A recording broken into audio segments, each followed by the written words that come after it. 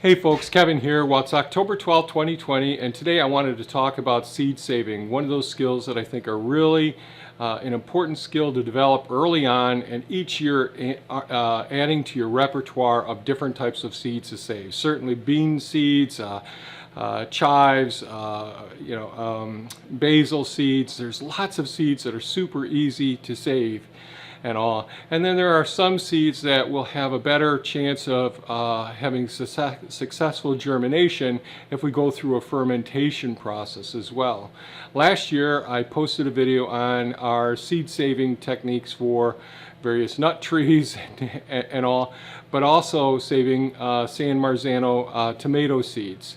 Now that's an heirloom variety, and we only grew one type of tomato. It was separated from all other tomatoes, and therefore the seeds that germinate are true to their parentage. So we're assured that we'll always be able to grow more San Marzano tomatoes. Today I'll be starting another batch of the San Marzano tomatoes as well.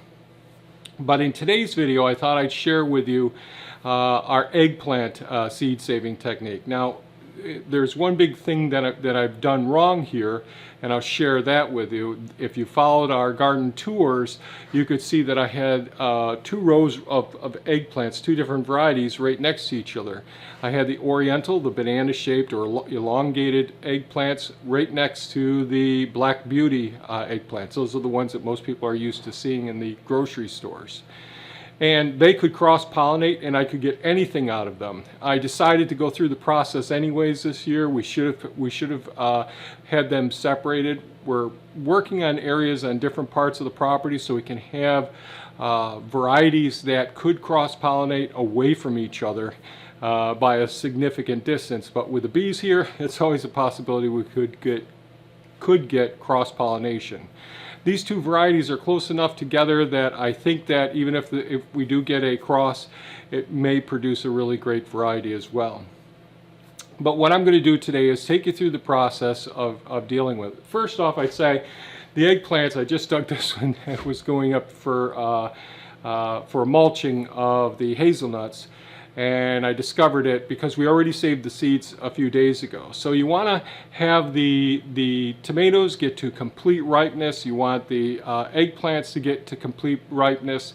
So we get them before they're really firm. So you really want, when you press your thumb on them, you want the eggplant to depress easily, and they're really good for cooking and processing and all. If you want to save seeds from the eggplants, let them stay on the vine longer and get really firm. They'll lose a lot of the times they'll lose a lot of their black glossy shine to them, get more dull and get more firm. So when you press your thumb into them, it's more of a challenge. Then what you can do, you can just cut off the top. In the globoid ones, the seeds will be concentrated more in the base of the eggplant. Slice it down the middle, slice it into quarters if it's big enough. Use a teaspoon or a tablespoon, a good firm spoon. Scrape as many of the seeds out and put them in a bucket. Or you can do like Thea does and just just chop them up into small sections where the seeds are still attached to the flesh of the eggplant. It just takes another day or so extra if you do it that way, but it's quicker and easier for my wife, so that's what she does. So takes all the chunks and puts them into a bucket. This is a 5-gallon bucket, and then we just cover them with water. Fill the bucket up to just above water level. The next thing I do is I grab my big, this is a mortar mixer. It can be a paint mixer. It's a great big paddle that hooks onto my cordless electric drill, and this, I go ahead and I drill the hole in one of the bucket covers, put the paddle through it, hook my drill to this side, put this on top of the bucket, and I beat the dickens out of the the eggplant parts that are in there. So we've just covered them with water. You need a powerful drill to do this. You just beat them up really, really well. And then what I do is you just stick them in a closet, just cover them up, stick them in a closet, and let them have, if it's the quarters, go like 3 days. If it's just the scrapings and all, 48 hours is plenty of time. And what ends up happening is, because of the water being present, the anaerobic organisms proliferate like crazy. There's a fermentation process that occurs, and as a result of that, the pathogens that could be on the seeds, the things that could decrease their chances of germinating in a few years from now, those are all decreased, and so there's a greater chance of successful germination. So with the eggplants that you're going to see in this video, 3 days later, you could see a little bit of mold on the surface of the water. It looks really gross. It doesn't smell. But everything below the surface of the water has been anaerobically fermenting. So I get out my paddle and my beater and my drill, and I beat them up again. Because of the microorganisms during the fermentation process, there's little gas bubbles that's inside of the flesh that are attached to the seeds. That all helps the seeds to separate from that fleshy material. I beat it really well for a while. Then I get out the hose and I start pouring water into the bucket, and then I decant it. I slowly pour off. The good seeds are going to settle to the bottom of the bucket within seconds after stopping the paddling or stopping the spraying water in there. I use a jet stream when I'm blowing water into the bucket. I think that helps some. Then I stop the water, give it a few seconds for the good seeds to settle to the bottom, and then I pour off everything on the top. And I do that several times until I'm left with basically good heavy seeds that stay at the bottom of the bucket. Then I take it in, and you can put it on a window screen. You can put it you can use one of those I think they're called collinator screens for your vegetables and all in your kitchen. But you could use any means necessary. We have some seed screening screens that we use for various types of seeds that we save. And I just use 2 of those, one for the black beauties and one for the elongated tomatoes, the oriental, not tomatoes, eggplants, the oriental eggplants. I just pour those buckets into the screen, let them set in the sink for a couple of minutes, and then I go ahead and I put them in our dehydrators. Now we have the Excalibur dehydrators, and the ones that don't have, it does have an automatic timer. These are the older type, the less expensive ones. And what I do is I turn the heat all the way off, so it's just a little bit of warmth coming out of it, and turn the fan on full blast. I put both screens inside of it on blank trays, and then I go ahead and turn on the dehydrators for about close to 24 hours. It's been about 15 hours so far. And then I'll go over and I'll take the seeds out of there, and I'll save some old peanut butter jars, is what we save here. Put the seeds in here. Now when I check the seeds when they come out of the dehydrator, I want them to snap. I want them to be so devoid of moisture that if I take my knife and I press it on the seed, it's going to cut it crisply. I don't want my knife blade to bend the seed. It needs to go longer if it gets bent. So some people put the seeds on top of the refrigerator. Some people, we use a dehumidifier when I've got tons of seeds as well. But the dehydrator, without any heat on it, does work. And our screens that we use have wood walls on it, so the wood holds some moisture. So after about 12 hours, you just have to rub any seeds that are up against the wood, because that'll help to retain some moisture in the seeds.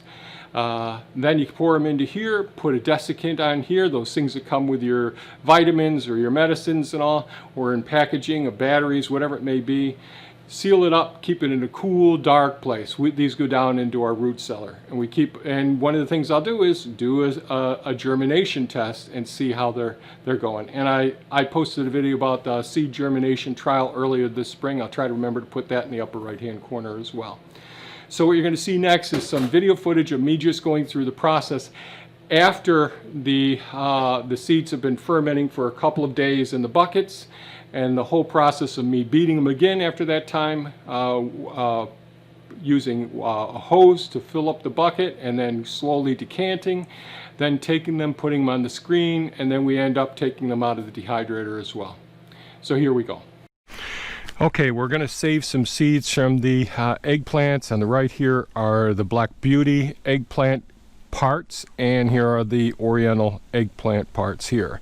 So we went ahead and gathered up our eggplants. Some of them were very firm, overripe, and those are the ones you want to save for saving your seeds.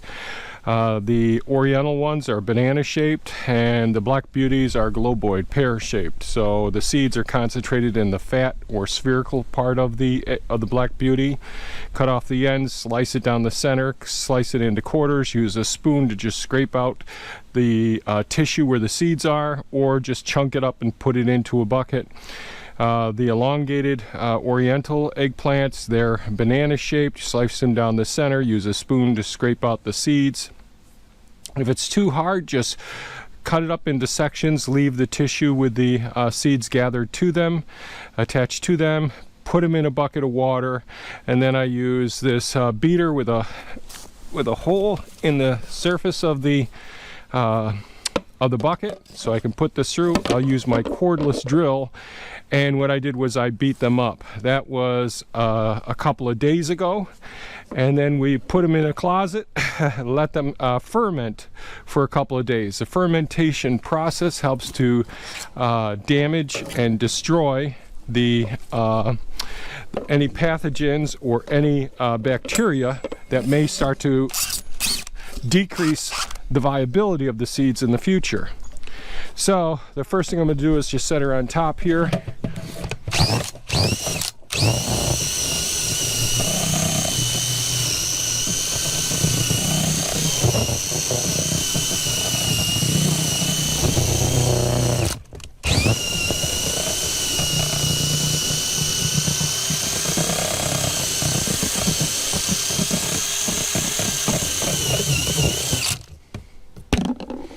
So what I've done is I've just hopefully further dislodged any seeds that were attached to the flesh of the very mature eggplant.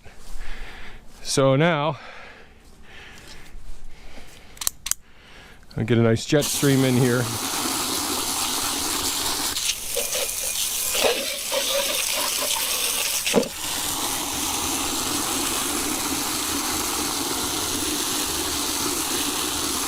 So the process now, many of the good seeds have been separated. They're heavier, they're more dense, the seeds are. And so the process we're going to go through now is decanting. We're going to take all of the fleshy and underdeveloped seeds and pour them out of the bucket, bit by bit. So the stuff that you don't want floats, and the stuff that you do want sinks to the bottom.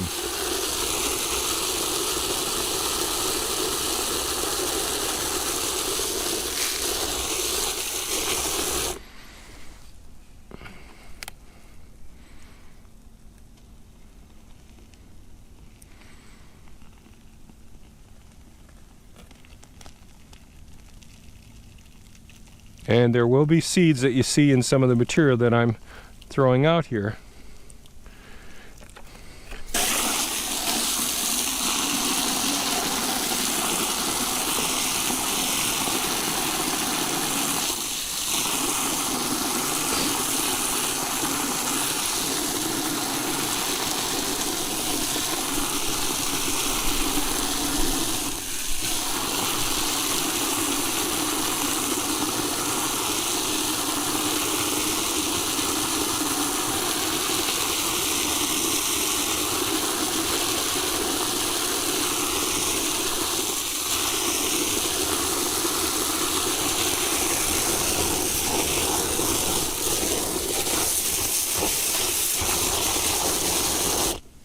You just give it a couple of seconds for any of the heavy seeds to fall to the base.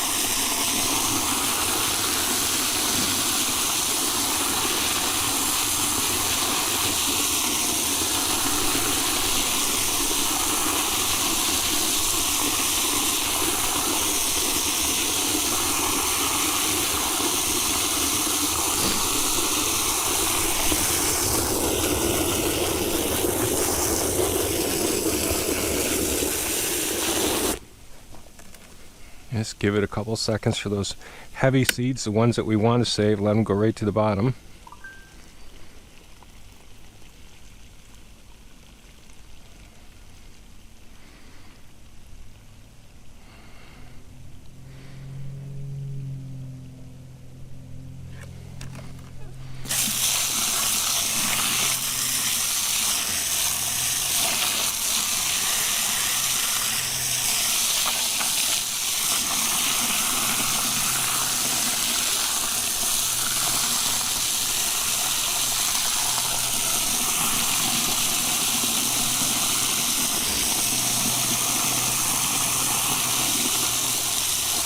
So the broken seeds, the less mature seeds, the ones that wouldn't germinate, they tend to float. There will be a couple of seeds in the base there that don't germinate, but it'll probably be about 99% seed germination.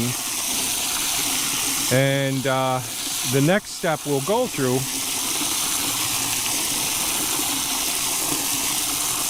will be screening them afterwards. And I see there's even much less foam now. And see all those floaters there, I don't want.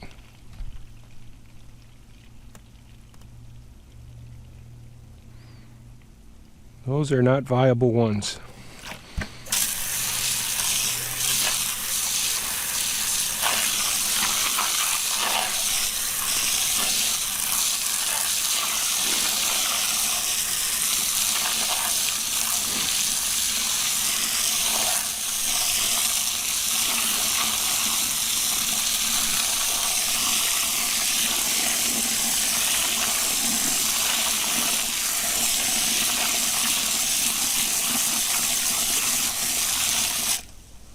And you'll see there's some that are still suspended. We want those ones to go away.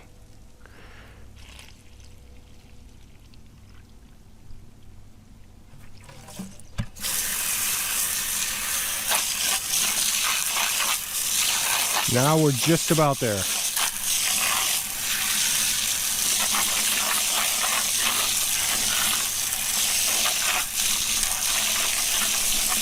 Now as I stop the spraying, we'll see how quickly everything settles to the bottom. Pretty good. There's a small percentage. There they go. So from that to this. So these ones here, what we can do, you can put them over a window screen and then use a dehumidifier is my favorite way of drying the seeds out. But if you got a nice warm dry place, if you want to put them on top of your refrigerator, you can do all of those sorts of things. Just going to add a little bit of water to this one. So I've got a couple of the graded seed saving racks. I just want to make sure there aren't any seeds from the last group of seeds we saved. We bought a whole set of, from very large mesh screen down to very small mesh screen for various type of seeds. I'm just going to use two that I know that the water will go through easily and that it won't let the seeds go running through. So what I'm going to do now is just add some more water to this.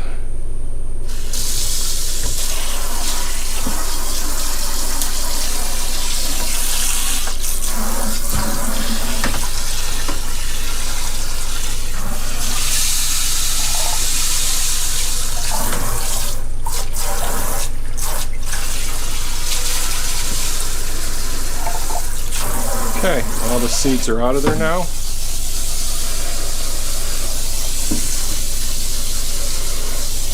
Just going to spread them out along the screen.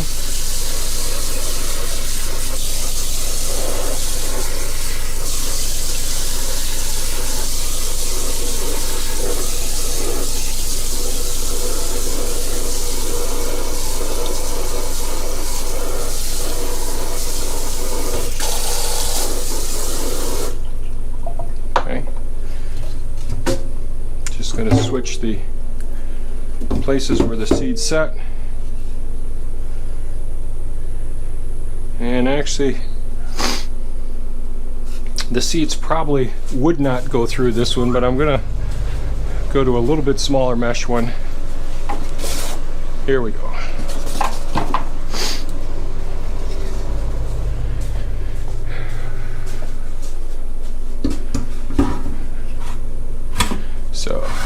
Gonna go ahead and take my labels, put them right back on these ones.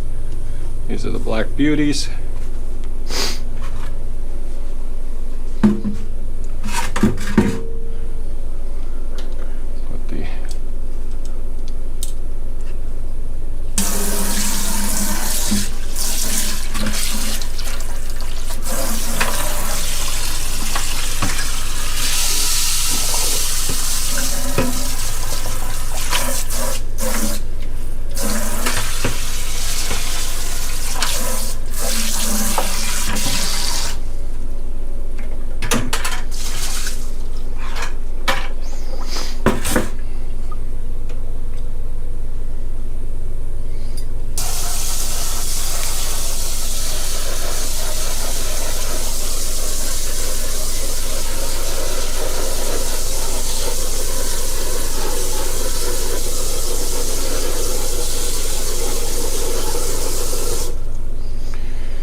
So if these seeds are allowed to dry properly, they're stored in a cool, dark, dry location, then these seeds could be viable for many years to come.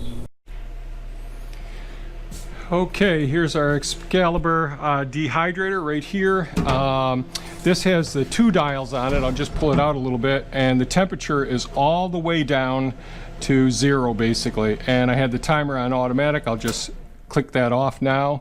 So I'll open up the front door, and what I did do is I took the seeds that were on the screens and I just put them on a basic support tray. The other things that we do for tomatoes and all that, all these other tops I've removed from it. I just put it on this basic tray, and they certainly look and move like they're completely dry. We'll come over here and look at things right now, and I'll take a seed, set it here on the counter. Here's a razor blade. Hopefully this is all showing. And you hear that snap and take off like that. That tells me that the seeds are nice and dry. So now I'm going to go ahead. We'll make new labels for this, but this is just for me to get these on here. So these are the Oriental seeds. So I'm going to wiggle it a little bit. Now if I had a funnel here, that would work a little bit better, but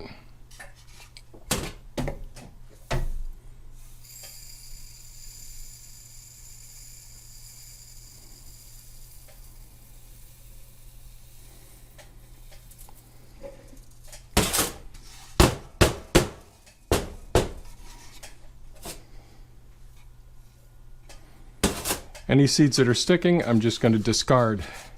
So I did come through and I took my knife and I just went right around the margins of the seeds that had been up against the wood. Those ones can retain some moisture because the wood can retain moisture as well. So those are Oriental eggplant seeds. I'm going to put we'll relabel this, put a desiccant inside it or 2, and these will go down in the root cellar. They could go in the refrigerator. You want them cool, dark, and dry. We'll put the date, the type, and I'll also write a note that we had both of these varieties next to each other because I tend to forget these things over time. Here we are. Again, just a bottom support tray in there to hold it up. This is what the rest of them look like.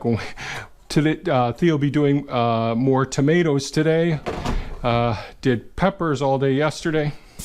Just going to sweep everything off here. So one of the things that's so nice about doing this way is the seeds get absolutely clean, and you're really truly separating so many of the seeds that aren't going to be useful. And you can use any old jars. We're using old peanut butter jars, and making sure they're thoroughly washed and dried and sealed before you start doing any of these processes. So I'm going to bring them down here to this point. So these are the Black Beauties.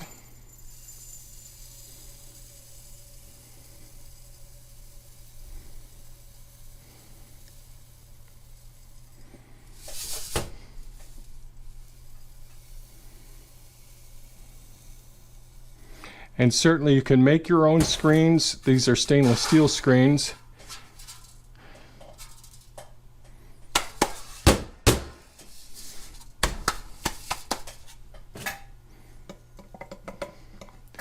And one of the things I'll do is I'll take a 72 cell tray, I'll use a vacuum seeder, and what I'll do is I'll go ahead and start a full tray of seeds long before this spring when it's time to start our seeds, and we'll just see what the percentages of the 72 seeds that we put into a cell flat. We'll see, you know, do we have greater than a 95% germination success. So that's our whole process right there. So that's a process we go through with saving seeds with our tomatoes, our eggplants, peppers, a whole variety of different seeds that we save. And certainly, like I mentioned earlier, it's really important not to have two varieties too close to each other where they can cross-pollinate, and therefore all bets are off. And you do want to use open pollinated or heirloom varieties to assure that you're getting you're going to produce the same plants, the same fruit from the plants that you select and say, boy, I want to have more of these ones. So this system works out really well. It's pretty simple to do this and very efficient. It's a good way to have some resilience because, you know, the seed shops may be out of seeds. It may be something you could do bartering. Some people actually do this as a small business as well. For us, I like to be able to constantly be developing new skills, and these systems, saving it this way really does give you a much better chance for a successful outcome. So if you found this video of value, please give us a thumbs up, share it with your friends, and by all means, if you have any thoughts or things you want to talk about and suggestions for seeds that you save and some of the processes you go through, please leave them in the comments below. Thanks so much for watching, folks, and have a super fantastic day. Bye-bye now.